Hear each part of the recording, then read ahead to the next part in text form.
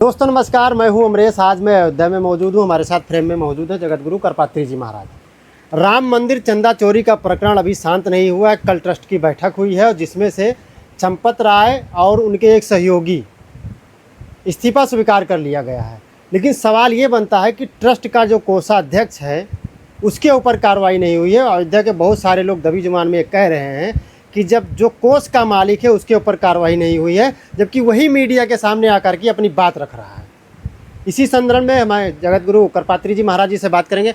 महाराज जी, जिस तरह से कल चंपत राय और उनके सहयोगी का जो इस्तीफा स्वीकार हुआ, कैसे देखते हैं आप इसको? ये चंपत राय जी का इस्तीफा स्वीकार हो गया है, अनिल राय का इस्तीफा स्वीकार हो गया है। ये तो बहुत पहले हो जाना चाहिए था। बीच में इस्तीफा इनका स्वीकार नहीं किया गया। हो सकता है इन लोगों के बीच में कोई मैनेज करने की बात रही हो कि मैनेज करके तब स्वीकार किया जाए। तो चंपत राय का इस्तीफा स्वीकार हो गया है, अनिल मिश्रा का। लेकिन ये कोई पनिशमेंट नहीं है, ये कोई सज़ा नहीं है। हम तो आपके चैनल के माध्यम से कहना चाहते हैं कि सुप्रीम कोर्ट एक ऐसा नियम बना दे, एक ऐसा कानून बना दिए, कोई घोटाला कर ले और काफ़ी पैसा कमा ले तो उससे कह दिया जाए कि तुम इस्तीफा दे दो और 10 दिन के बाद जब मैनेज हो जाए तो हमारे पास आना, तुम्हारा इस्तीफा स्वीकार कर लेंगे। मतलब कि अब तुम बुढ़े हो गए हो, काफ़ी रुपया पैसा कमाए, यहाँ भी काम करोगे, घर भी काम करोगे, अच्छा नहीं लगेगा ना। तो जो तुम रुपया पैसा कमाए हो उसको जाओ घर में मौज मस्ती करो, ऐसा एक नियम बना दिया जाए मेरे विचार से।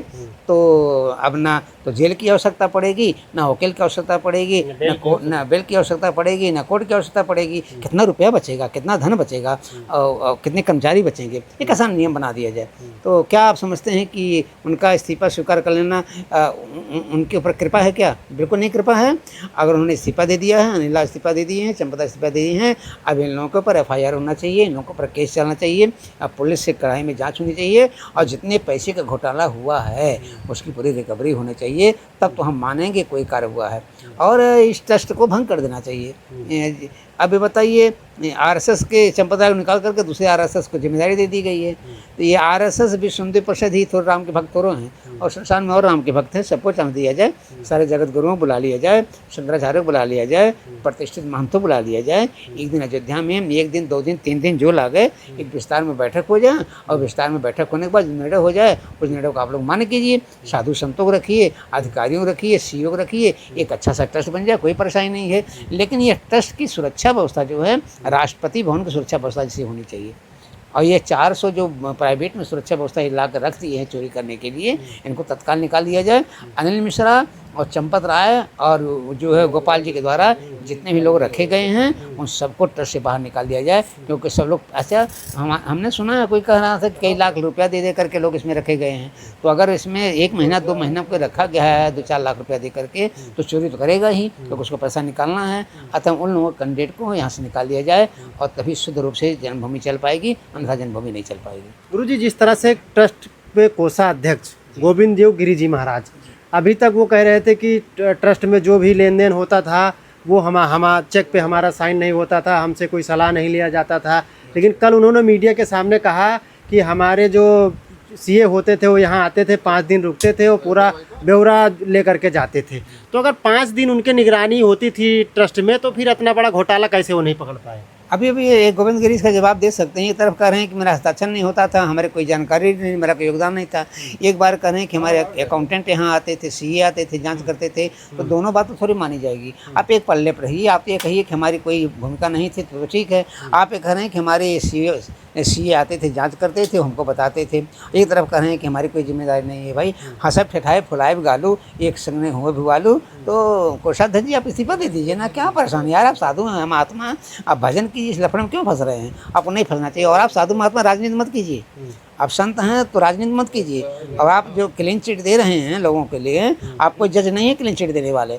SIT जांच कर रही है, SIT जांच करने में जो जजमेंट देगी वही मान्य होगा। आपके कहने से कोई मान्य नहीं होगा। गोविंद राव जी क्यों गिरी जी महाराज क्यों नहीं वो इस्तीफा दे पा रहे हैं?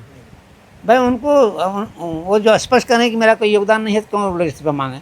इस्तीफा लोग मांग भी नहीं रहे हैं। नैतिकता के आधार पर गोविंद गिरी जी को इस्तीफा दे देना चाहिए कि हम कोषाध्यक्ष थे और हमारी जिम्मेदारी थी, ये जांच करना चाहिए था, हम नहीं कर पाए, इस्तीफा दे देना चाहिए। लेकिन अब ज़बरदस्ती कर रहे हैं कि हम इस्तीफा नहीं देंगे और RSS वालों से इस्तीफा मांगेंगे भी नहीं। तो ठीक है, जैसे भगवान चाहेंगे वो चलेगा, जैसे प्रभु कृपा होगी वैसा होगा। महाराज जी, जिस तरह से गोपाल राव के ऊपर बहुत सारे आरोप लगे, लेकिन गोपाल राव तो ट्रस्ट का आदमी था ही नहीं, तो बुलाया गया था घोटाला करने के लिए। गोपाल राव को कैसे निकालेंगे?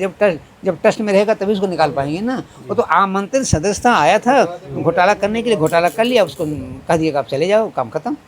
उसका इस्तीफा नहीं हो सकता क्योंकि ट्रस्ट में था ही नहीं वो। जिस तरह से महाराज जी आप लगातार आवाज़ उठा रहे हैं, आपको ये कहा जा रहा है कि समाजवादी पार्टी के आप प्रवक्ता बन चुके हैं अभी। नहीं, ये गलत सोच है। मैं समाजवादी प्रवक्ता नहीं हूँ, और न कांग्रेस का प्रवक्ता हूँ, और न बीजेपी का प्रवक्ता हूँ।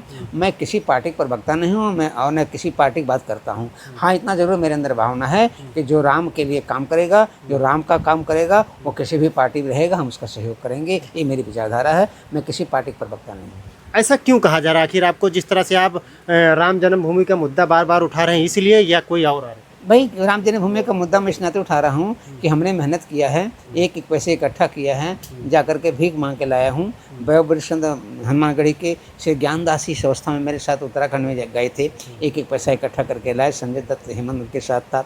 डॉक्टर रामविलास वेदांती जो है नेपाल में गए थे, और हम लोग जम्मू कश्मीर ठंडा पानी रामबन में गए थे। देहातों में जा कर के एक एक पैसा मांग करके आपको दिया है। क्योंकि हम एक एक पैसा मांग करके आपको दिए, इस नाते मुझे दर्द हो रहा है, इस नाते मैं आवाज़ उठा रहा हूँ। न देता तो मुझे दर्द की कोई आवश्यकता नहीं थी। महाराज जी कई संत सनातन बोर्ड की मांग कर रहे हैं, कैसे देखते हैं आप इसको? अच्छा, ये लोग जो थे ये सब तो सनातनी ही थे। ये जितने लोग थे RSS हिंदू परिषद के, ये सब सनातनी थे, ये सब सनातनी ही थे। तो ये लोग सनातनी बिल्कुल नहीं थे। आप लोग मानते सनातनी? ये जितने लोग थे इसमें से कोई सनातनी नहीं था। चाहे चंपत राय हों, चाहे गोविंद गिरी जी हों, चाहे टसे जितने भी लोग हों, मैं खुले मन से कहता हूँ ये लोग सीना तानी लोग थे। सीना तानी मतलब डिक्टेटरशिप। अगर सनातनी होते तो मृदुलता होती। ये सब डिक्टेटरशिप थे। अरे यार, लज्जा आनी चाहिए कि शुक्लवा जो है पैसा निकाल करके 2 लाख रुपया अपनी प्रेमिका को दे दिया। राम जन्मभूमि का पैसा गर्लफ्रेंड को दिया जा रहा है। यार, इनको तो चुल्लू भर पानी में डूब के मर जाना चाहिए, ज़रा से नैतिकता होती तो। जी, ये बहुत शर्म की बात है। बहुत शर्म की बात है। राम जन्मभूमि का पैसा और गर्लफ्रेंड के दिया जा रहा है, प्रेमिका को दिया जा रहा है। धत तेरे के, तुमको चुल्लू भर पानी में डूब के मर जाना चाहिए यार तुम लोगों को। जी गुरुजी, अभी कांग्रेस एक सद्बुद्धि यात्रा निकाल रही है, अमेठी से उसकी शुरुआत कर चुकी है राम मंदिर प्रकरण को लेकर के, कैसे देखते हैं इस पे, आप क्या कहेंगे? देखिए, कांग्रेस को तो भी बोलने का अधिकार नहीं है। जब मुकदमा चल रहा था तो कांग्रेस के लोग कहते थे कि राम जी काल्पनिक हैं, और जो है राम सीत भइये नहीं है। अभी मैं गया था रामेश्वरम में, और रामेश्वर से मैं वहाँ भी गया, धनुषकोटी गया, और मैं उस पुल पर भी चढ़ा, कुछ दूर गया जो राम सेतु बना हुआ है, जो लंका वहाँ से 13 किलोमीटर लंका है राम सेतु से। मैं वहाँ गया हूँ, और वहाँ भी 2, एक हिंद महासागर है, एक प्रशांत महासागर है। तो जो हिंद महासागर है उसी से विनय राम जी कर रहे थे कि आप रास्ता दे दीजिए, चला जाऊँ। तो बहुत उछाल मारा, लेकिन जब राम जी नाराज़ हुए कि विनय न माना, जरस जल गए 3 दिन बीत, बोले राम सको बस बिनवा हुए प्रेत। एक तरफ प्रशांत महासागर है, एक तरफ हिंद महासागर है। आज भी वहाँ आप जाएंगे तो प्रशांत महासागर में बड़ा बड़ा उछाल आ रहा है, नीचे से ऊपर तक लहरें बहुत ऊँची जा रही हैं, ताकि आप उसमें गिर जाओ तो दिखाई नहीं पड़ोगे। और उसी के बगल में हिंद महासागर है, वो बिल्कुल शांत है, एक भी लहर उसमें नहीं है। राम के डांट का प्रभाव आज भी हिंद सागर के ऊपर है कि लहर नहीं उठ रही है, और प्रशांत महासागर उठ रही है। तो वहाँ देखना जाओ तो राम की महिमा आप वहाँ देखो, पता चल जाएगा आपको। गुरुजी, ये ट्रस्ट के लोगों को उनके राम का भय नहीं लगा कि हम राम जी के घर में चोरी कर रहे हैं, उनके चढ़ावे का पैसा खा रहे हैं? अच्छा, एक बात बताओ, विभीषण लंका को जलाया? विभीषण लंका से निकल के आया? विभीषण नाते लंका जलाई गई। तो राम जी ने विभीषण को क्या दिया? पनिशमेंट दिया, राजा बना दिया। तो राजा बना दिए जाएंगे। जो चोरी किया है वो राजा बनेगा। अच्छा, विभीषण राम जी ने क्या बनाया? राजा बनेगा। तो इनको राजा बनाने में क्या समस्या है? तो उन्होंने कहा तुम धर्म के लिए उन्होंने लंका का परित्याग किया, उनका भाई दुराचारी, वो जो है अत्याचारी था, इसलिए उन्होंने परित्याग किया। अब मैं आपसे बताऊं, शायद आपको जानकारी नहीं होगी। जी बिल्कुल। विभीषण के एक भाई अहिरावण था, जी, और अहिरावण विभीषण का रूप बनाना जानता था। जी, अहिरावण विभीषण का रूप बनना जान रहा था। तो विभीषण रामादल में इस नाते नहीं आया कि राम की सहायता करेगा, और इस नाते आया कि मैं रामादल में जाऊंगा, रामादल में मिल जाऊंगा, तो आवश्यकता पड़ेगी तो हमारा भाई जो महिरावण है वो हमारा रूप बना के लेके आएगा, और राम को लेके पतालपुरी चला जाएगा। और वो आया भी, राम को लक्ष्मण को ले भी गया पतालपुरी में। वो तो हनुमान विचार है, जानने जाए निशाचर माया, काम रूप कहीं कारण आया। तो ये मत कभी सोचिएगा कि विभीषण राम के पक्ष का था। विभीषण तो राम के पक्ष में इस नाते आया था, उनके पक्ष में जाऊँगा, और मेरा रूप जो है महिरावण धारण करता है, तो मेरा रूप धर के आएगा, किसी को विश्वास नहीं हो जाएगा और ले जाकर राम से वध कर देगा। तो ये है, ये कथाकार जानते नहीं हैं, वो लोग जानते नहीं हैं। जब इस तत्व को जान पाएंगे तब इसकी पुष्टि हो जाएगी कि जानी न जाई निशाचर माया और काम रूप के ही कारण आया। और बात छोड़िए, विभीषण का एक लड़का था, उसका नाम मत गजेंद्र था, मत गजेंद्र था। उसको राम जी ने अयोध्या कोतवाल बना दी। आज भी उनकी मंदिर मौजूद है। जो मेरी माँ जगत जननी जानकी को ले गया, जिसका भाई ले गया, इतना बड़ा अत्याचार हुआ, क्या अयोध्या कोतवाल बन सकता था क्या? कदापि नहीं। तो राम जी ने उसको कोतवाल बना दिया। तो अभी मत विश्वास रखो कि ये आरएसएस वाले और तो यानी गुरुजी आपका कहने का मतलब है ये लोग उसी पद चिन्ह पे चलते जा रहे हैं धीरे हाँ, जा रहे हैं, निश्चित जा रहे हैं। अगर राम जी ने माता जगत जननी, अगर राम जी के समय में माँ जगत जननी जानकी का पुनः वनवास हुआ और राम राजा बन बैठे, ऐसे हमारे प्रधानमंत्री ने प्रधानमंत्री पत्नी का त्याग करके प्रधानमंत्री बन बैठे हैं। तो पद चिन्ह है, कोई समस्या नहीं है। लेकिन राम जी की जो मर्यादा है और वो कोई धारण नहीं कर सकता है। राम जी की मर्यादा में ना कोई ऊंचा है, ना कोई नीचा है, ना कोई जाति है, ना कोई पाँच है। राम जी सत्य करते हैं। अगर राम जी के समय में कोई उनकी पत्नी के ऊपर भी लांछन लगा दिया तो राम जी ने पत्नी का भी परित्याग कर दिया। तो ट्रस्ट के लोगों, आपको राम से सीख लेनी चाहिए थी। अयोध्या के वासियों ने यदि आप पर लांछन लगाया है तो राम जी के पद चिन्ह चल करके तत्काल आपको इस्तीफा दे करके इससे बरी हो जाना चाहिए था।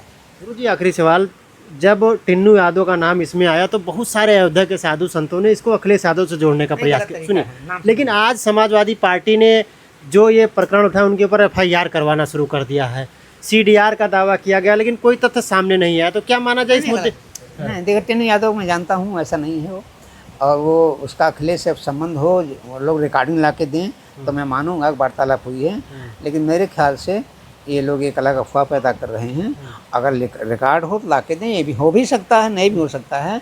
लेकिन मेरे ख्याल से जहाँ तक है कि उसका अखिलेश से संबंध नहीं था। अगर अखिलेश से संबंध था, चंपत राय कह रहे हैं, तो निश्चित है कि चोरी में चंपत राय का योगदान है।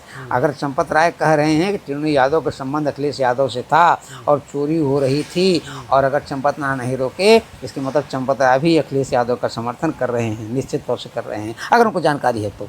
चंपत जी तो कह रहे हैं कि हमको गुमराह किया गया, टिन्नू यादव ने हमको भरोसे में लेकर के हमारे साथ इतना बड़ा विश्वासघात किया। आप कह रहे हैं कि वो शुक्ला जी ने हमको गुमराह किया। कल उनका स्टेटमेंट आया है कि टिन्नू रात ने ही गुमराह किया है, और क्या नाम जो शुक्ला है जो पकड़ा गया है वो मुझको गुमराह किया है।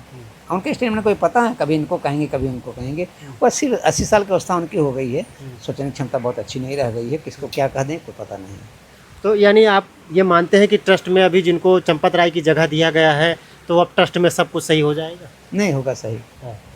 जनता का विश्वास खत्म हो गया। जब तक दूसरा ट्रस्ट नहीं बनेगा तब तक कोई जनता विश्वास नहीं करेगी।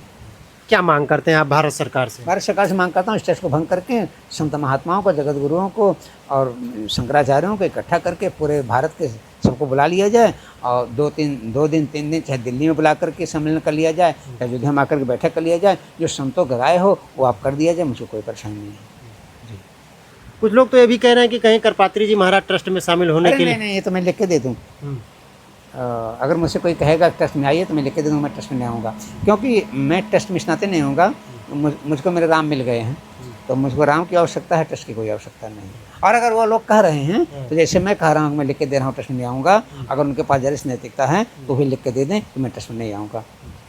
जो लोग कह रहे हैं करपात्री जी को ट्रस्ट में आने की उत्सुकता है, तो मैं उनसे पूछना चाहता हूँ कि यदि आप चाहो तो मैं लिख के दे दूँ कि मैं ट्रस्ट में नहीं आऊँगा। लेकिन यदि आपके पास जरा से नैतिकता हो तो आप भी लिख करके दे दो कि मैं ट्रस्ट में नहीं आऊँगा, तो पता चल जाएगा किसका इंटरेस्ट है।